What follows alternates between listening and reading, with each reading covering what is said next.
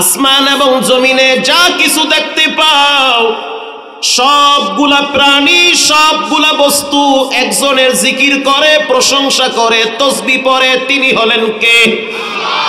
হে মানুষ, তোমার কি হলো? চাইলে তোমাকে বোবা বানাইতে পারতাম, হসপিটালের বারান্দায় ক্যান্সার দিয়ে শোয়ায় রাখতে পারতাম, চাইলে তোমার বাড়ির কুকুর বানাইতে পারতাম, চাইলে গরু বানাইতে পারতাম, পিপিলিকা বানাইতে পারতাম, কিন্তু তা না করে ওয়ালাকাদ কাররামনা বানি আদম ওয়া হামালনাহুম ফিল বাররি ওয়াল বাহর, পৃথিবীর ভিতরে সবচেয়ে শ্রেষ্ঠ জাতি ইনসান হিসেবে সম্মানিত করেছেন কে? সময় দেন, আল্লাহকে একটু টাইম দেন, হাঁটাহাঁটি বন্ধ করেন, ভিতরে এসে বসে পড়েন, দুই চারটা আয়াত শুনেন, কর্ণকহরে গিয়ে আয়াতগুলো যেন পৌঁছে যায়, আর গান, টিকটক, পাবজি, ফ্রি ফায়ার সব যেন বন্ধ হয়ে যায়। আল্লাহর রাসূল বলেন, কেউ যদি ইশারের নামাজের পরে সূরা মুলুক তেলাওয়াত করে, যেদিন চোখ বন্ধ হয়ে যাবে, যেদিন আপনার নিথর দেহটা মাটিতে পড়ে থাকবে, যেদিন আপনার হাতের শক্তি থাকবে না, কণ্ঠের আওয়াজকে আল্লাহ বন্ধ করে দিবে, ভিতরে যেই রুহুটা কাজ করে এটাকে আল্লাহ স্তব্ধ করে দিবে, পুরা দেহটাকে যখন তক্তার উপরে ফালাইয়া মানুষ গোসল করায় দিবে, নাকের ভিতরে তুলা লাগায় দিবে, কানের ভিতরে তুলা লাগায় দিবে, সাদা তিনটা কম দামি কাপড় পেঁচাইয়া তক্তার উপরে ফালা রাখবি, ওয়াজাআত সাকরাতুল মাউত, মৃত্যুর যন্ত্রণা তোমাকে গ্রাস করে ফেলবে। কই সেদিন তোমার নেতা নেত্রী, দল, ক্ষমতা কেউ থাকবে না, একজন সেদিন তোমার আপন হবে, যিনি তোমাকে সৃষ্টি করেছেন। তিনি হলেন কে? সেই রবকে চিনেন, রবের পরিচয় নেন। রব বলেছেন, নবী আপনি জানায় দেন, মৃত্যুবরণ করার আগে যেন প্রতিটা মানুষ সূরা মুলুক মুখস্থ করে। কারণ দুনিয়ায় চলতে যেমন লাইটের প্রয়োজন হয় অন্ধকার রাতে, একটা মানুষ সুস্থ থাকার জন্য যেমন খাবারের প্রয়োজন হয়, বেঁচে থাকার জন্য যেমন অক্সিজেনের প্রয়োজন হয়, একটা মানুষ সামাজিকতা মর্যাদা রক্ষার জন্য যেমন পোশাকের প্রয়োজন হয়, ঠিক তেমনি ভাবে বাংলাদেশে চলতে গেলে টাকার প্রয়োজন হয়। যতদিন টাকা আছে ততদিন বন্ধু বান্ধব আছে, টাকা নাই আপনজনরাও চেহারা কালা বালায়া আর এক দিকে চলে যায়। যতদিন বাবার ইনকাম আছে ততদিন সন্তানরা বাবারে খালি চাটে, কথা কর না কা, হ্যাঁ চাটে, বাবার পাও ধরে চাটে। আর যেদিন বাবার ইনকামের সোর্স বন্ধ হয়ে যায়, বিশ্বাস করেন ওই দিন অনেক সন্তানরা মা বাবারে বৃদ্ধাশ্রমে পাঠায়। এজন্য রাসূল বলেছেন, পৃথিবীর মানুষ শুনে নাও, দুনিয়ায় চলতে যেমন অর্থের প্রয়োজন হয়, বাংলাদেশের বাহিরে পার্শ্ববর্তী দেশে গেলে আপনার রুপির প্রয়োজন হবে, সৌদি আরব গেলে আপনার রিয়ালের প্রয়োজন হবে, এরপরে যদি আপনি মধ্যপ্রাচ্যে যান অথবা মিডল ইস্টে যান আপনার ডলার প্রয়োজন হবে, ইউরো প্রয়োজন হবে।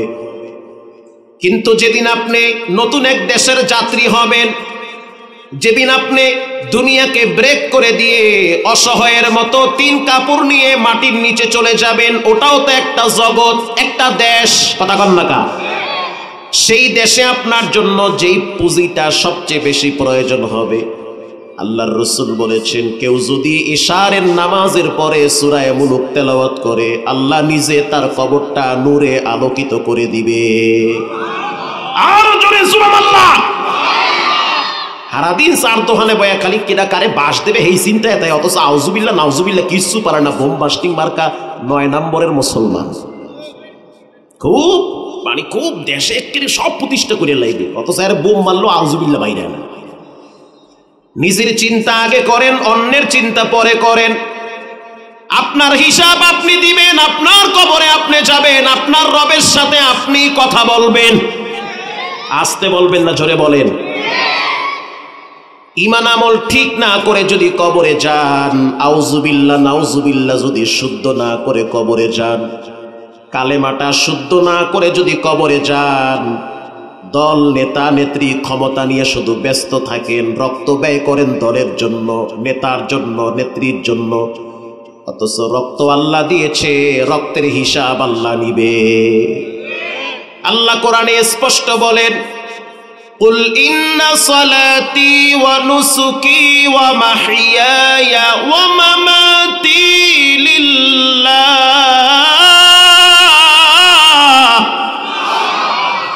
ওয়া মামাতি লিল্লাহি রাব্বিল আলামিন।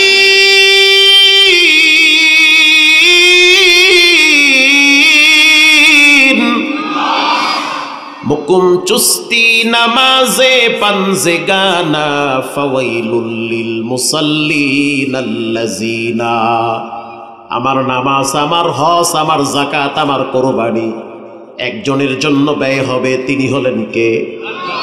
এই যুবক, তুমি একটা মেয়ের জন্য গলায় দড়ি দাও, সাবধান।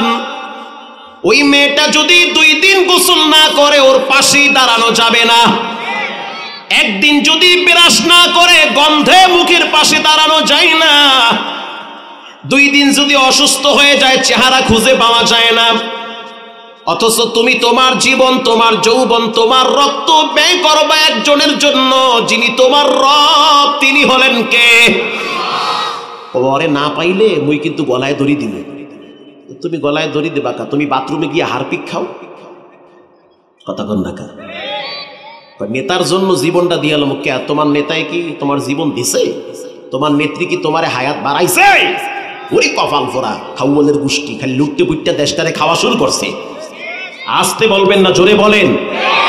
তোমার রক্ত, তোমার জীবন, তোমার এই কথাগুলো আমি তো ঢাকার প্রাণ কেন্দ্রে বলি। জুমার দিন আমার মসজিদে মুসল্লি হয় 11 থেকে 12,000।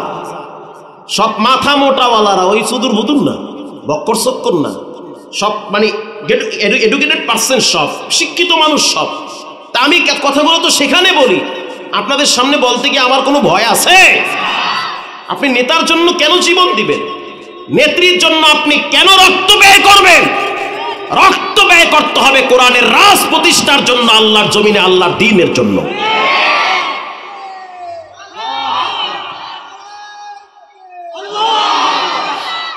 তাকবীরের আওয়াজটা এত আস্তে হয়ে গেল, মনে হইতেছে অনেকেই প্যারালাইজ হয়ে অর্ধেক কবরে চলে গেছে।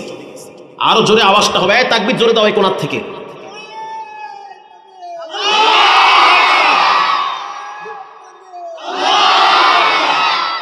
আপনারা কি কষ্ট পাচ্ছেন নাকি? আমি একটু পরীক্ষা করব আপনাদেরকে। কে কে ঘুমায় গেছেন হাত তুলেন।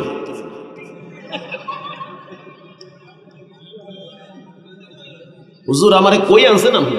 এতে সব ঘুমায়া পাটি। ওইদের মহিলারা মানে আব্দুল জাল্লাই জানে। আল্লাহ মা বোনদের কেউ দিনের জন্য কবুল করুন। আরো জোরে বলেন। আসরের নামাজ যদি 10 মিনিট দেরি করে পড়া হয় সমস্যা হবে না? এমন কোন দরবেশ আছেন যে হুজুর আমি জীবনে তাহাজ্জুদ ছাড়ি না, নামাজ টাইম মতোই পড়তে হবে, কে 5 মিনিট দেরি করলে অসুবিধা কি? ঠিক না বে ঠিক? একটু দেরি হোক। প্রিয় ভাইয়েরা আমার, জীবন ব্যয় করতে হবে রবের জন্য, রক্ত দিতে হবে রবের জন্য। আল্লাহ বলেন বাল আহইয়াউন ইনদা রাব্বিহিম ইউরযাকুন। যারা আল্লাহর জন্য রক্ত দেয়, জীবন দেয়, তারা শহীদ হয়ে যায়, তাদেরকে মৃত বলবে না, তারা জীবিত। তাদের কবরে টাইম টু টাইম রিজিক পৌঁছায় দেয় কে? আল্লাহ কবরে খাওয়ায়।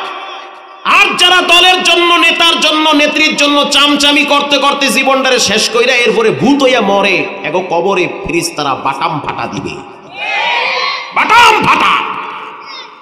এই বাটাম ফাটার অবস্থা আমি উত্তরবঙ্গে আইয়ে শুনছি। এই যে কি কয় বগুড়ার এক বক্তা আছে মুরব্বী, রুহুল আমিন যুক্তিবাদী, ওরে চাচার হাত কি মজবুত, কয় বাটাম ফাটা। আমি কই কি হইছে চাচা? ঠিক মতো নামাজ পড়ে না এটি। তেটি কবরে গেল তো পিঠে আছে বিসমিল্লাহ সারা। কথা ঠিক না বেঠি? প্রিয় ভাইয়েরা আমার, এবার আসেন মূল আলোচনায়। কোরআনুল কারীমের ভিতরে একটি সূরা আছে, সূরাটার নাম হলো সূরা লোকমান। আমি সরাসরি যদি এখন তাফসির করি, লোকমানের বয়ান করতে গেলে 2 ঘন্টা লাগবে। সংক্ষেপে বলি, লোকমান একজন ব্যক্তির নাম। দেখতে কালো মানুষ, বেটো মানুষ, চেহারা তেমন সুন্দর না। লোকমান কোনো নবীও না, কোনো সাহাবীও না। আজ থেকে প্রায় 3000 বছর আগে লোকমান তিনি দুনিয়াতে আগমন করেছিলেন। আর লোকমানের আদর্শ, ব্যবহার, কথা, কার্যক্রম, জীবন ধারণ এতটাই সুন্দর ছিল, পরিচ্ছন্ন ছিল যে রব্বুল আলামিন লোকমানকে ভালোবেসে পছন্দ করে লোকমানের কথার উপরে কোরআনে কিছু আয়াত নাজিল করে লোকমানের নামের সাথে সূরা নাজিল করেছে। আল্লাহ কা লোকমান, দুনিয়াটার তো কাঁপায়া দিলা তুমি, যাও তোমার নামের সাথে মিলায়া কোরআনে একটা সূরাই রাখছি লোকমান। পৃথিবীর মানুষ কিয়ামত পর্যন্ত লোকমানকে দিল ভরে শ্রদ্ধা নিয়ে তার কথা স্মরণ করবে। আল্লাহু আকবার, জোরে বলেন। হাজার হাজার মানুষ সামনে নিয়ে লোকমান বয়ান করেন। প্রত্যেকটা তাফসিরের কিতাবে আসছে, পিছন থেকে এক ব্যক্তি দাঁড়ায় বলে, লোকমান এত চমৎকার কণ্ঠে আপনি বয়ান করেন, অথচ আজ থেকে 20 বছর আগে আমার বাড়িতে আপনার মতো একজন ব্যক্তি রাখালগিরি করত। দেখতে আপনার মতো, চেহারা আপনার মতো, মাথার চুল আপনার মতো, পায়ের ডিজাইন আপনার মতো, কিন্তু আপনি যে ওই ব্যক্তি আমি কেমনে বলি, কারণ আপনি তো সম্মানের চেহারে বসা। وَتُعِزُّ مَن تَشَاءُ وَتُذِلُّ مَن تَشَاءُ بِيَدِكَ الْخَيْرُ إِنَّكَ عَلَى كُلِّ شَيْءٍ قَدِيرٌ।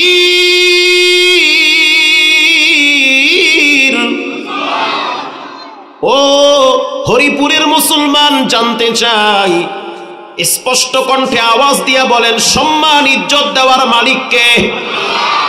কত সম্মানী ব্যক্তিকে আল্লাহ তাআলা সম্মান দিয়েছিল, কিন্তু তারা সেই সম্মানের মর্যাদা রাখতে পারে নাই। চেহারের গরমে তারা বেইজ্জতিমূলক কাজ করেছে, মানুষের উপরে জুলুম করেছে। আল্লাহ সম্মানের চেহার থেকে জুতা পিটা করে নিচে নামিয়ে দিয়েছে। আবার কত নিম্ন শ্রেণীর মানুষকে আল্লাহ পাক সম্মানের চেহারে বসায় দেয়। হিংসা কইরা লাভ নাই। সম্মানের ঠিকানা মানুষের হাতে না, সম্মান টাকা পয়সা বাড়ি গাড়ির ভিতরে না, সম্মানের মালিক একজনের হাতে, তিনি হলেন কে? এবার লোকমান হাকিম বলেন, আল্লাহ মানুষের রূপ দেখা বিচার করে না, গুণ দেখা মর্যাদা দেয়। কথা কত না কেন?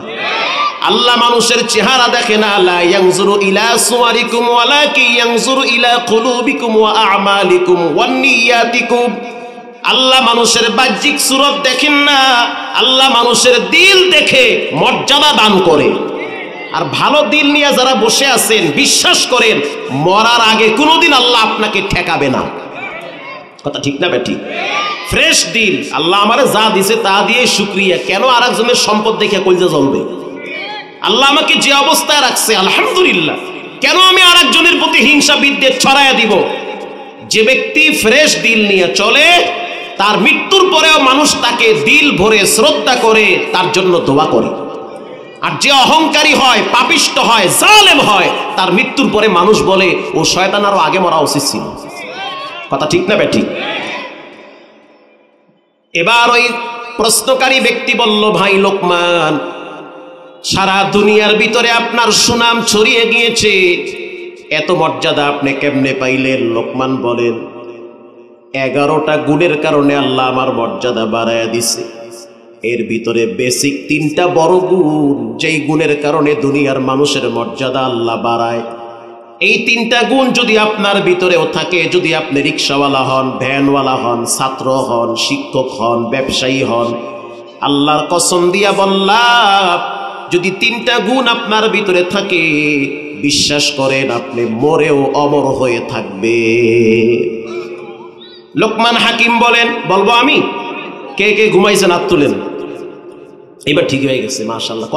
কথার মনোযোগের জন্য আমি বললাম, রাগ করতেছেন নাকি আবার যে আমার দিকে কথার মনোযোগ আছে কিনা আপনাদের? এবার লোকমান হাকিম বলেন, প্রথম গুণ, মা ইয়ালফিযু মিন কাউলিন ইল্লা লাদাইহি রাকীবুন আতীদ। আমি কথা কম বলি, মেপে জুপে কথা বলি, ধীরে ধীরে কথা বলি, মানুষের কষ্ট হোক এমন কথা বলি না, মিথ্যা বলি না, জিব্বা লড়াইয়া কারো প্রতি বিদ্বেষ ছড়াই না।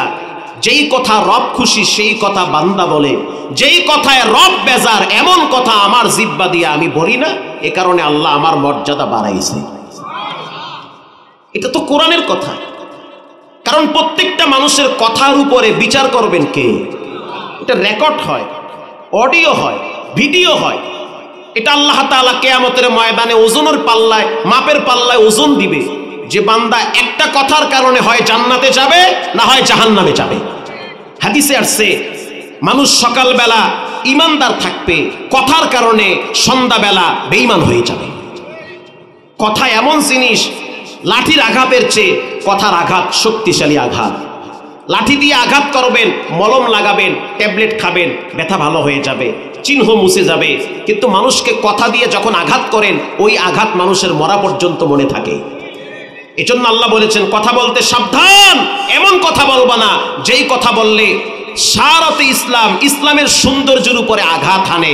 যেমন আপনাদেরকে বলতে হবে সর্বভৌমত্বের মালিক, এই বিশাল আসমান জমিনের মালিক একাচ্ছত্ব একজনের হাতে, তিনি হলেন কে?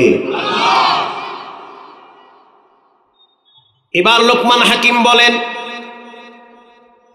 কুল্লিল মুমিনিনা ইয়াগুদ্দু মিন আবসারিহিম। আমি যখন রাস্তা দিয়ে চলি তখন আমি আমার চোখগুলাকে নিচের দিকে নামায়া চলি, এদিক সেদিক তাকাই না। কারণ আমার যেটা গন্তব্য আমি সেদিকে তাকায়া ধীরে ধীরে চলি। 3 নম্বরে ইন্নী আখাফুল্লাহ। আমি সব সময় মনে করি আমি একা না, আমার সাথে আরো একজন আছেন, তিনি হলেন কে? আমি রাতের আধারে দরজা জানলা লাগায় দিয়া যদি একটা বিছানায় শুয়ে থাকি, আমি মনে করি দুনিয়ার কেউ যদি আমাকে নাও দেখে, একজন আমার দিকে তাকায় থাকেন, তিনি হলেন কে? আমি আল্লাহরে অনেক ভয় পাই। এই 3টা গুণের কারণে রব্বুল আলামিন আমার মর্যাদা বাড়াতে বাড়াতে এতটাই বাড়িয়েছে যে লোকমান হাকিমের নামে একটা কোরআনে সূরা নাজিল করেছে। আরো জোরে বলেন সুবহানাল্লাহ। এই লোকমান হাকিম তার প্রিয় সন্তানকে একদিন কাছে ডাকলেন। বাপ সন্তানকে কি বলতে হয় এটাও তো কোরআন থেকে শিখতে হয়। যেই বাপ ছেলে মেয়েদের সামনে বিড়ি টানে, এক সময় দেখা যায় ওই ছেলে মেয়েরা অনেক সময় গাঁজা খায়। আর যেই বাপ ছেলে মেয়ের সামনে মেসওয়াক করে, সন্তানরা বাবার আদর্শ দেইখা আদবওয়ালা হয়, ভদ্র হয়, দিনদার হয়। আমাদের মুরব্বীদের পকেট চেক করলে বিড়ি পাওয়া যায়, গুল পাওয়া যায়, একটা মেসওয়াক পাওয়া যায় না, একটা আতর পাওয়া যায় না, তসবি পাওয়া যায় না, ঠিক না বেঠিক? অথচ একজন মুমিন মুসলমানের পকেটে একটা আতর থাকা উচিত। রাসূল বলেছেন আমার কাছে সবচেয়ে প্রিয় হলো সুঘেরা। আল্লাহর নবী যখন নামাজে দাঁড়াইতো, আল্লাহর নবীর চতুর্দিক থেকে মেশক আম্বরের ঘেরান ছড়াইতো। একজন মুমিন যখন নামাজে দাঁড়াবে, দাঁড়াবার আগে একটু আতর লাগায় নামাজে দাঁড়াবে। বিশ্বাস করেন সুগন্ধির সাথে মানুষের দিলের একটা সম্পর্ক আছে। যখন সে খুশবু লাগাইয়া নামাজে দাঁড়ায়, মনে হয় যেন আলাদা এক জগতের শান্তি নিয়ে নামাজে দাঁড়ায়। আর বিড়ি বুড়ি খাইয়া কোনো মতে মুহে আল্লাহু আকবার কথা কন না খা। ডাইনে যে খারাইছে আর তো কিয়ামত হয়ে গেছে। আল্লাহ কই খারাইছে? আমি তো আজরাইল ফেরেশতা দুলা ভাই, কালি গন্ধ ছড়ায়। রাসূল বলেছেন আমার কাছে সবচেয়ে প্রিয় আত-তাইয়িবুন আত-তাইয়িব, সবচেয়ে প্রিয় হলো সুঘেরান, আতর। সব সাহাবীরা আতর ব্যবহার করত। আরবাউন সুনানুল মুরসালিন, সব নবীরা আতর ব্যবহার করত, সব নবীরা মেসওয়াক ব্যবহার করত, সব নবীরা সালাম দিত, নবীরা বিবাহ করেছে। কিন্তু আমাদের সমাজে অনেক যুবক ভাইরা আছে বুড়ো হয়ে গেছে গা, এরপরও বিয়ে করে না, তাই আমার বউ লাগে না। প্রিয় ভাইরা আমার, লোকমান হাকিম এবার তার সন্তানকে একদিন কাছে ডাকলেন, এ বাদামওয়ালা ভাই, একটু ফাঁকে যাও, বাদাম নিয়ে ভিতরে ঢুকবা না, আল্লাহর হস্তে, পরে ঢুকে পরে বাদাম তুমি তো ওয়াসওয়াসা লাগাই দেবে প্যান্ডেলের ভিতরে, কষ্ট হয় আপনাদের। লোকমান হাকিম একদিন তার সন্তানকে কাছে ডাকলেন, ডাকার পরে বয়ান করেন, নসিহত করেন, ইয়া বুনাইয়া আকিমিস সালাহ, ও সন্তান নামাজ কায়েম করো। আল্লাহু আকবার। বাপ ছেলেকে বলে, আল্লাহ কয় লোকমান আমার এত ভালো লাগছে, যাও কিয়ামত পর্যন্ত আমি সব বাবারে চোখে আঙ্গুল দিয়া দেখাই, বাপ হইছো, দায়িত্ব হলো ছেলে মেয়েদেরকে নামাজের উপদেশ দেওয়া। এবার লোকমান হাকিম তার সন্তানকে প্রথম উপদেশ দেন, ইয়া বুনাইয়া আকিমিস সালাহ, নামাজ কায়েম করো, নিজে নামাজ পড়ো, রাস্তা দিয়া যখন হাঁটবা নামাজের টাইম হয়ে গেলে বন্ধু বান্ধবদেরকে মসজিদ দেখায় দিবা। যেই বন্ধু বান্ধব তোমাকে মসজিদ দেখায় দেয়, নামাজের কথা বলে, বিশ্বাস করো সে তোমার দুনিয়ার বন্ধু না, সে জান্নাতেরও বন্ধু। তোমার মৃত্যুর পরে নামাজিওয়ালা বন্ধু তোমার জন্য দোয়া করবে।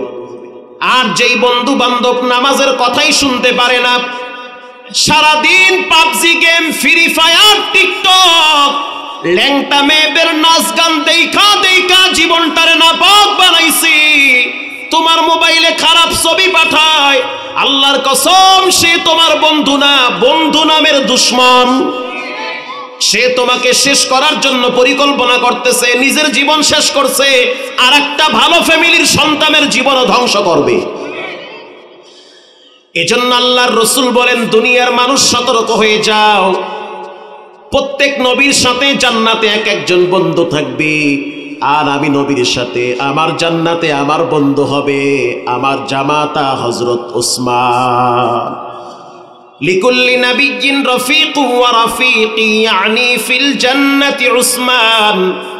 প্রত্যেক নবীর সাথে জান্নাতে এক একজন সহকারী থাকবে, বন্ধু থাকবে। আল্লাহর রাসূল বলেন, আমার জান্নাতে আমার বন্ধু হবে আমার জামাতা হযরত উসমান। কে সেই উসমান? যেই উসমানের ব্যাপারে কিয়ামতের ময়দানে সর্বপ্রথম কোরআন দ্বারায়া সুপারিশ করবে। উসমান রাদিয়াল্লাহু তাআলা আনহু যখন কোরআন তেলাওয়াত করতেছিলেন, দুশমন মুনাফিকরা আইসা তার ঘাড়ের উপরে ছুরি দিয়ে আঘাত করেছে। আঘাত করার সাথে সাথে রক্তগুলা ফিলকি দিয়ে বের হয়ে কোরআনের পৃষ্ঠায় পৃষ্ঠায় লেগে আছে। সেই উসমানের তেলাওয়াতকৃত কোরআনটা এখনো মক্কায় আছে, আমরা দেখে আসছি। আল্লাহু আকবার। বিশাল গিলাসের ভিতরে বিশাল এক কোরআন শরীফ বাঁধানো, উসমান রাদিয়াল্লাহু তাআলা আনহুর রক্ত পৃষ্ঠায় পৃষ্ঠায় লেগে আছে। কিয়ামতের ময়দানে কোরআন প্রথম যেই ব্যক্তির ব্যাপারে সুপারিশের জন্য দাঁড়াবে, ওই ব্যক্তিটাই হলো রাসূলুল্লাহর সবচেয়ে কাছের সাহাবী, জামাতা জিন্নুরাইন ওসমানের ব্যাপারে প্রথম কোরআন দাঁড়িয়ে সুপারিশ করবে। হাদিসে আসছে, রাসূল বলেছেন, যে ব্যক্তি সূরা মুলুক তেলাওয়াত করে কিয়ামতের ময়দানে সূরা মুলুক জাহান্নামের গেটের সামনে দাঁড়ায় থাকবে। দেখবে যে কোন ব্যক্তি সূরা মুলুক পড়তো আর তারে আল্লাহ জাহান্নামে দেয় কিনা। যদি দেখে যে সূরা মুলুক তেলাওয়াত করতো দুনিয়াতে, অথচ গুনাহের কারণে তাকে জাহান্নামে আল্লাহ ফালাইবে, সূরা মুলুক দাঁড়ায় বলবে, সাবধান, একে জাহান্নামে ফালানো যাবে না। এ দুনিয়াতে সূরা মুলুক তেলাওয়াত করেছে, আমি তার বন্ধু, তাকে জান্নাতে নিতেই হবে। আরো জোরে বলেন। প্রিয় ভাইরা আমার, মা বাবার উপরে সন্তানের কিছু হক আছে, আবার সন্তানের উপরে মা বাবার কিছু হক আছে। যেমন বাবার প্রথম কিছু দায়িত্ব আছে, সেই দায়িত্বের ব্যাপারে একটা ঘটনা আপনাদেরকে শোনাই, কষ্ট হবে। হযরত ওমর রাদিয়াল্লাহু তাআলা আনহু একদিন বসে আছেন, খুতবায়ে জুলফিকারে আসছে, বসে আছে, আর তার আপনজনরা মন্ত্রী পরিষদরা ডানে বামে বসে আছে, প্রশাসন স্ট্রং ছিল, তারাও দাঁড়িয়ে আছে, তার খাদেম আসলাম তিনিও বসে আছে। ইন দি মিন টাইমে একজন বৃদ্ধ হযরত ওমর রাদিয়াল্লাহু তাআলা আনহুর সামনে আইসা সালাম দিল, আসসালামু আলাইকা ইয়া আমিরুল মুমিনিন। হযরত ওমর রাদিয়াল্লাহু তাআলা আনহু সালামের জবাব নিল। জবাব নেওয়ার পর এবার সেই বৃদ্ধ বলতে আছে, আমিরুল মুমিনিন, আমি আপনার কাছে একটা বিচার নিয়ে আসছি, একটা মামলা নিয়ে আসছি। কি সেই মামলা? বলে, আমার সন্তান আমার খোঁজ খবর নেয় না, আমার সন্তান আমার তালাফি করে না, খেদমত করা তো দূরের কথা, আমার নামটাই শুনতে পারে না। হযরত ওমর রাদিয়াল্লাহু তাআলা আনহু কি কোনো নরমাল মানুষ ছিল? খুব রাগী মানুষ। ইসলামের ব্যাপারে আসাদ্দুহুম ফি আমরিল্লাহি ওমর, শরীয়তের লঙ্ঘন হবে এমন কাজ দেখলে হযরত ওমরের রক্ত মাথায় উঠে যেত। আল্লাহু আকবার। হযরত ওমর রাদিয়াল্লাহু তাআলা আনহু বলল, এটা কিভাবে সম্ভব? যেই দেশের ভিতরে বেইনসাফির বিন্দু পরিমাণ গন্ধ নাই, সেই দেশের ভিতরে ছেলে বাবার সাথে নাফরমানি করবে, এটা তো হতেই পারে না। পুলিশ পাঠায় দিল, যুবককে হ্যান্ডকাপ লাগায়া ধরে নিয়ে আসছে ওমরের আদালতে। হযরত ওমর রাদিয়াল্লাহু তাআলা আনহু এবার এই যুবককে প্রশ্ন করল, যুবক, ইনি তোমার কি হয়? বলে, আমিরুল মুমিনিন, ইনি আমার বাবা হয়। তো জানতে চাই, তোমার বাবা তো অনেক কষ্ট করে লালন পালন করে তোমারে বড় বানাইছে, বলো তুমি তোমার বাবার সাথে কেন এমন আচরণ করো? বাবার খোঁজ খবর নেও না, বাবার সাথে ভালো আচরণ করো না, কারণটা কি? হযরত ওমর রাদিয়াল্লাহু তাআলা আনহুর কথা শুনে যুবক বলল, হ্যাঁ, আপনি ঠিক কথাই শুনছেন। আমি আমার আব্বাকে দুই চোখে দেখতে পারি না, আমার বাপরে আমার সহ্য হয় না, অনেকগুলা কারণ আছে। হযরত ওমর রাদিয়াল্লাহু তাআলা আনহু বলতে আছে, যুবক, তুমি তো জানো বেইনসাফি করলে আমার তরবারি মাটিতে থাকে না। আল্লাহু আকবার। আমার তরবারি উপরে উঠে যায়। কে সেই ওমর? আমি আপনাদেরকে 1.5 মিনিট একটা কথা শোনাই, কষ্ট হবে, একটু শোনেন। একজন রাষ্ট্রনায়ক কেমন থাকা দরকার, ইনসাফ কাকে বলে, আরো সহজ বাংলা ভাষায় বুঝাই। আমগো দেশে নিজের পোলায় আকাম করলে মাপ, নিজের দলের কর্মীরা আকাম করলে মাপ, আর একজনের পোলায় অপরাধ অল্প করলে সাজাইয়া বড় মামলা দেয়। কথা কর না কা? মানে স্বজন প্রীতি, নিজের দলের লোক ও দুষ্টামি করতেই পারে, ছোট বাচ্চা খোকা না। আর একজনের পোলায় আকাম করলে ওরে হারাম কর, তোরে খাইছি, তোর বাপেরও খাইছি। কথা ঠিক না ব্যাঠি? কিন্তু ওমরের দরবারে এমন 9-6 ছিল না, ইনসাফ ওয়ালা বাদশা। হজের মৌসুম চলতেছে। হযরত ওমর রাদিয়াল্লাহু তাআলা আনহু মাকামে ইব্রাহিমের পাশে চাদর বিছায়া বসে আছে। কথা কি আপনাদের মনোযোগ আছে? চাদর বিছায়া বসে আছে মাকামে ইব্রাহিমের একেবারে ঠিক নিচে বরাবর। ইন দি মিন টাইমে এক যুবক ডাইকা বলতে আছে, আমিরুল মুমিনিন, আমি কিন্তু সিরিয়া থেকে আসছি হজ করার জন্য। হজ করার আগে আমি প্রথমে আপনার কাছে একটা বিচার দিতে চাই। কি বিচার? বলে, সিরিয়ার একজন গভর্নর আছে, আপনি তাকে গভর্নর করে পাঠিয়েছেন। অনেকেই গভর্নর বুঝবে না, ধরেন মন্ত্রী, ধরেন মন্ত্রী। বলেন কি? আরো জোরে বলেন, মানে একটু বুঝতে হবে। আপনি যাকে দায়িত্ব দিয়েছেন মন্ত্রী সাহেব, তার নাম হলো আমর ইবনুল আস, তিনি নবীর সাহাবী, হলো ওবাইদুল্লাহ ইবনে আমর। আমিরুল মুমিনিন, মন্ত্রীর ছেলে আমাকে আঘাত করেছে, আমি গরিবের সন্তান, নদী ভাঙ্গার এলাকায় আমি থাকি, কিন্তু মন্ত্রীর ছেলের শক্তি কম না বেশি? আরো জোরে বলেন। ক্ষমতার গরমে সে আমার পিঠে আঘাত করছে, জামা খুলে পিঠটা দেখায় দেওয়ার সাথে সাথে হযরত ওমর অস্থির হয়ে গেছে, এটা কিভাবে সম্ভব? হযরত ওমর বলতে আছে, আমি হজ পরে করব, আগে ওর বিচার করব। আল্লাহু আকবার। হজ পরে, বিচার হবে আগে। এবার হযরত ওমর রাদিয়াল্লাহু তাআলা আনহু রাষ্ট্রীয় দূতকে পাঠিয়ে দিল যে মন্ত্রী এবং মন্ত্রীর ছেলেকে আমার আদালতে দাঁড় করায় দাও, 1 সেকেন্ড দেরি করতে পারবে না, খুব দ্রুত নিয়ে আসবা, তুমি দাঁড়ায় থাকতে পারবে না, দ্রুত চলে যাও। লম্বা পথ অতিক্রম করার পর আমর ইবনুল আস রাদিয়াল্লাহু তাআলা আনহু মন্ত্রী তার সন্তান ওবাইদুল্লাহ ইবনে আমর বাপ বেটাকে ওমরের আদালতে দাঁড় করায়া দিছে। এই পাশে আসামি দাঁড়িয়ে আছে, আসামির বাপ দাঁড়িয়ে আছে। আর বাম পাশে ভিকটিম দাঁড়িয়ে আছে। ভিকটিম বোঝেন তো, যিনি মামলা দিছে তিনি দাঁড়িয়ে আছে। হযরত ওমর রাদিয়াল্লাহু তাআলা আনহু বলল, ওরে আমর ইবনুল আস, তুমি না নবীর সাহাবী, তোমার সন্তান কেন গরিব সন্তানের উপরে আঘাত করল? তোমার সন্তান কেন আরেকটা গরিব মায়ের সন্তানের পিঠে আঘাত করল? আজ গোটা মক্কার মানুষ হযরত ওমরের বিচার দেখবে আর কিয়ামত পর্যন্ত মনে রাখবে। আল্লাহু আকবার। এবার ওই যুবককে বলল, তুমি হাতে চাবুক নাও। হাতে চাবুক নেওয়ার পরে বলো তোমাকে কয়টা আঘাত করছে? বলে আমাকে 19টা আঘাত করছে।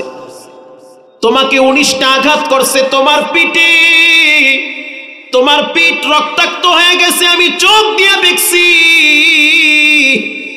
আল্লাহর আদালতে আমি ওমরকেও দাঁড়াইতে হবে, হিসাব কিন্তু রবের দরবারে আমাকেও দেওয়া লাগবে। কেন তুমি আমার শাসন আমলে এরকম জুলুমের শিকার হইলা? আজকে গোটা পৃথিবীর মানুষ এই দৃশ্য দেখবে। বিচার কাকে বলে? এই সমাজে ইনসাফের বিচার যদি প্রতিষ্ঠা করতে হয়, কোরআনের আইনের বিকল্প কোনো রাস্তা নাই। আসতে বলবেন না, জোরে বলেন। আল্লাহর জমিনে আল্লাহর কোরআনের আইন যদি প্রতিষ্ঠা হয়, কে আওয়ামী লীগ, কে বিএনপি, কে জামাত, কে চরমনাই, কে হেফাজত, সবার জন্য বিচার হবে সমান। সবার জন্য সমান বিচার। হযরত ওমর রাদিয়াল্লাহু তাআলা আনহু বলল, যুবক হাতে চাবুক নাও। এবার যুবক হাতে চাবুক নিল, বলল মন্ত্রীর সামনে মন্ত্রীর ছেলেকে 19টা আঘাত করো, শক্তি দিয়ে আঘাত করবা। আর শেষ আঘাত 20 নম্বরের আঘাত, একটা আঘাত বেশি তার বাবার পিঠে করবা। আল্লাহু আকবার। আসলে রাসূলের সাহাবী। ইনসাফ কাকে বলে? ইনসাফের বিচার আপনারা বাংলাদেশে দেখেন নাই। অপরাধ যে করে না তার জেলখানায় ভরা হয়, যে অপরাধ করে সে শার্টের বুদাম খুইলা জমিনে ঘুরে, খুনি ওপেনে ঘুরে। আর যারা মাজলুম মানুষ তারা গোপনে গোপনে গ্রাম ছেড়ে আরেক গ্রামে পালায়া বেড়ায়। হযরত ওমর রাদিয়াল্লাহু তাআলা আনহু বলল, যুবক মন্ত্রীর ছেলের পিঠের উপরে 19টা আঘাত দাও, এক্ষুনি দাও, 9-6 চলবে না। 20 নম্বর আঘাত তার বাপের পিঠের উপরে দিবা। এবার যুবক চোখের পানি ছেড়ে দিয়ে বলল, আমিরুল মুমিনিন, আমি বিচার দেখছি, আমি ওনাদের 2 জনকে মাফ করে দিলাম, আমি মাফ করে দিয়েছি। আর আমি রবের দরবারে দোয়া করি, আল্লাহ কিয়ামতের ময়দানে আপনি ওমরকে বিনা হিসাবে জান্নাত দিয়ে, আমি মাফ করে দিছি, আমার বিচার লাগবে না, হয়ে গেছে। অপরাধ তো ছেলে করছে, বাপ তো অপরাধ করে নাই। বাবার চেহারার দিকে তাকাইলে রাসূলুল্লাহর আদর্শ খুঁজে পায়। আর বাবা আসামির মতো দাঁড়িয়ে চোখের পানি ছেড়ে কাঁদতেছে। হযরত ওমর ধমকের সুরে বলল, তুমি মন্ত্রী, তোমার পোলারে তুমি কেন কন্ট্রোলে নিলা না? তোমার পোলা যে গরিব সন্তানের উপরে আঘাত করলো, তুমি করছো কি? তোমার কাজ কি? দেশ চালাও না পেট চালাও? নেতা নেত্রী নিয়ে ঘুরো আর নিজের মাইয়া পোলা আকাম করে খবর নাও না? এরা সব ধান্দাবাজ। প্রিয় ভাইয়েরা আমার, এজন্য 19টা আঘাত সন্তানের পিঠে করবা, একটা আঘাত বেশি করবা তার বাবার পিঠে। কেন তার বাবা শাসন করল না? একটু জিকির করেন, লা ইলাহা